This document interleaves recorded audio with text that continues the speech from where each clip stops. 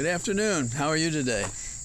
Well, it's comfortable. I spent the day writing, poring over documents. So I may be too much a recluse to say much that's interesting. Although one of the stories that caught my mind is here I'm walking past trees, and I don't know if you feel it, and I discussed this before, when sometimes it feels like when somebody's cutting down a tree of some years of age that still looks healthy, you feel that this is a loss that should be avoided. But because we don't do anything about global warming and appear not ready to do anything before possibly the tipping effect makes anything we would do inconsequential, there's a report today that 1 out of 6 trees in the lower 48 are in danger of dying and extinction. Just imagine what that looks like. I happen to think that in the mid-range of the hemisphere, about where Virginia is around the world in the northern hemisphere, and the same in the southern, that the heat will punch up from the lower latitudes, and the cold will punch down from the upper latitudes. And this is not my theory. Scientists have expressed it. And so in those higher and lower, hotter latitudes will the suffering come. So what happens to trees and to animals and to water and the nature of the weather and how much water is carried across the land in the storms are all a function of global warming. They call it climate change, but it's global warming. So there's that. And on the Hill, the President, Biden, announced that we're going to forgive $10,000 of school debt, provided that the person earns $125,000 or less. And years ago, when I was asked about this, I asked if how far this was going to go back to forgive loan debt. Now mine was paid when I was being asked that question. There's something unseemly about how we have on the books laws of gratuity and bribery, and then what we do is we come up with schemes to give to groups. And so, okay, I see how it's played, and I do believe that people with student loans are paying a lot more and borrowing a lot more than I had to borrow when I went to school. But when I went to school, there were National Defense Education Act grants, there were Regents scholarships, there was work-study money, there were scholarships from the schools, and I was a decent student, so I participated in those. And there were work-study jobs. I programmed computers. Still, I had loans as well, and ultimately I paid them. And some resent those who are not going to pay the loan, but not everybody has an equal chance to pay back the loan, and that's part of the argument.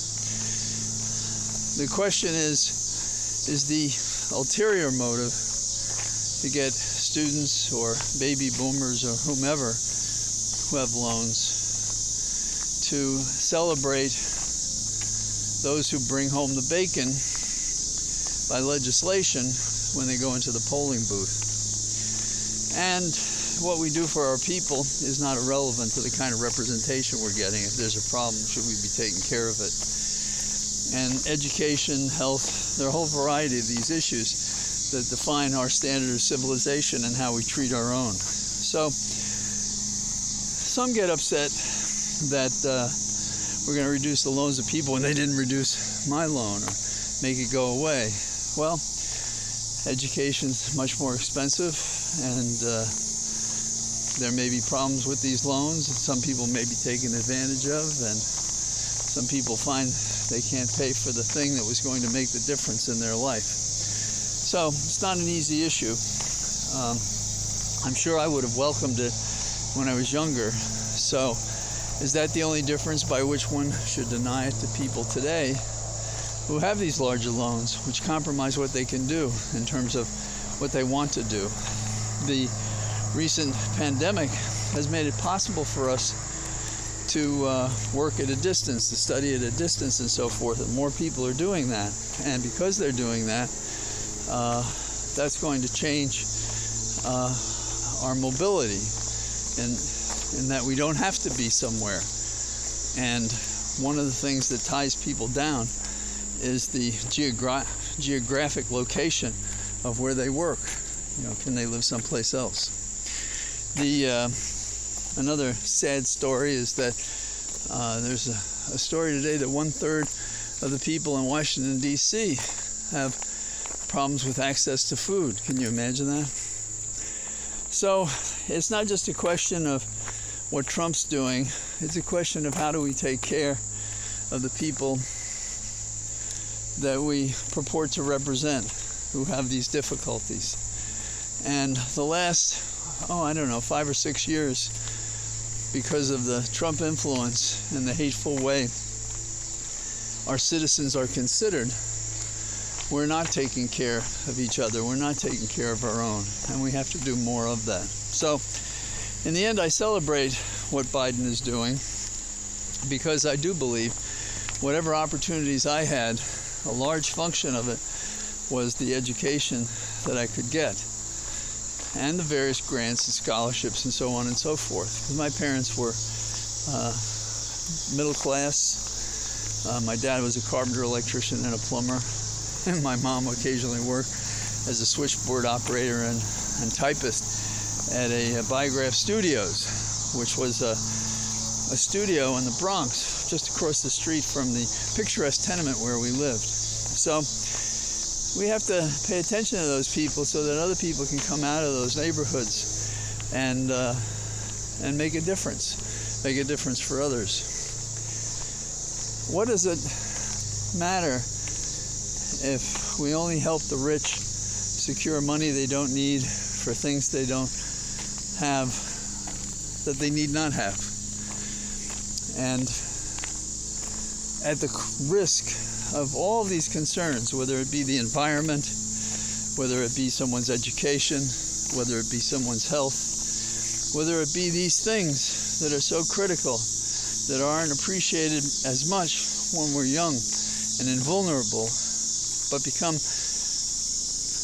challenges that not everyone can handle in every socioeconomic slice in America. So if we're not taking care of our own, we're failing the promise of America. We should get to it. And I think if we can turn a corner in the midterms and start getting this country on track as a republic and caring for each other, we'll be making an important difference in our history and in restoring law and order and prosperity to the nation. So that's what I got today. Like I said, I'm still in the recluse mode of writing all day. But I am in the cathedral of trees, giving me the strength and ability and an appetite to talk more and more.